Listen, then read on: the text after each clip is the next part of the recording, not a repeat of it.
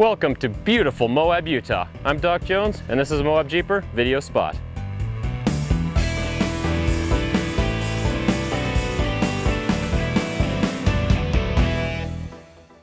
And we're here in Moab, Utah today, doing a long-term update on the Treadwright Guard Dog MT tires.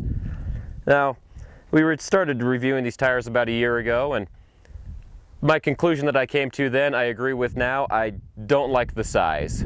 I'll get that over with at the beginning here. It's a truck tire, metric size. I don't like it. If I could get this in your standard 33 or a 35, 1250, I think it'd be a much better tire. But with that out of the way, it's a good tire. Now we can look at some of the good points.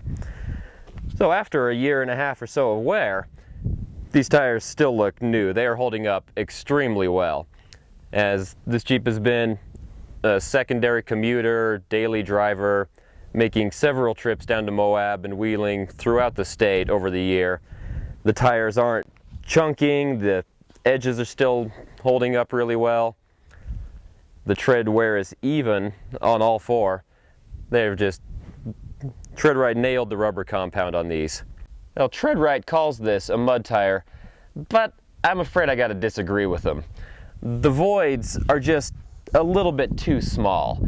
So we drove through a big puddle and about 20 feet of sand, and you can see the center here is completely caked.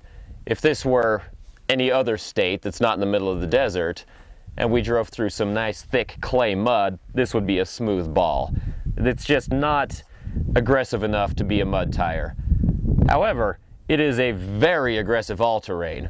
This tire, to me, kind of blurs the line in between the two, but I still have to call it a super aggressive all-terrain.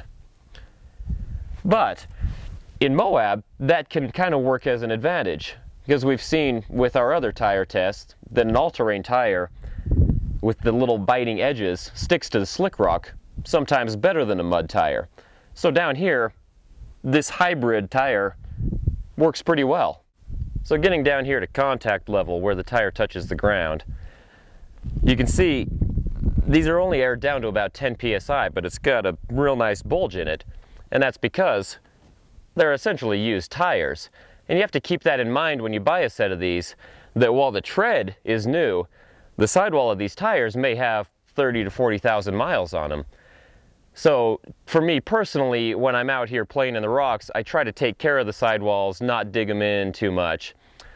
And you maybe want to be a little bit cautious there. On the other hand, these tires are broken in the first day you run them.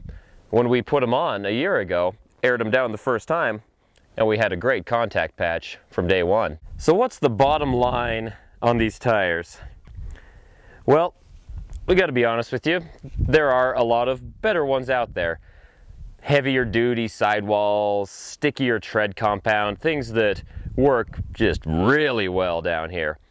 The problem is those tires all cost a lot more than these. On the other hand, you can go to, any of your large chain retailers that happen to sell tires, pick up a cheap set, something that's going to be a stiffer rubber, isn't going to stick to the rock, maybe get you a fairly high mileage, but overall not a great tire. And those ones are also gonna cost more. And frankly, either way you look at it, the best tires, the worst tires, when you're playing out in the rough stuff, you're gonna kill them. There's no getting around it. You're gonna tear a sidewall, you're gonna put a tree through the side of your tire. Any of them are gonna die. And if you have a nearly $200 to maybe even as much as a $300 tire, you kill that one, that gets expensive. When I do eventually destroy one of these tires, which hasn't happened yet, I'm at $100. I can live with that. So what does that mean? For the performance, for the durability, the wear, but more than anything, for just the sheer value, they're still a Moab Jeeper approved tire.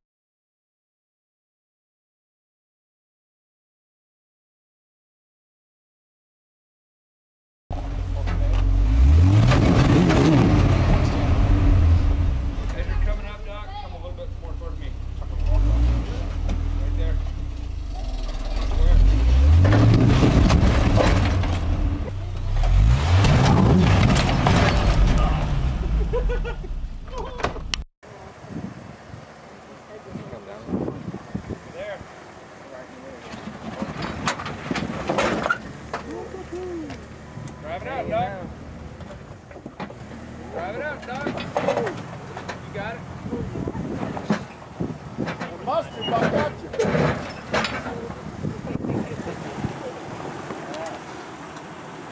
All right, buddy.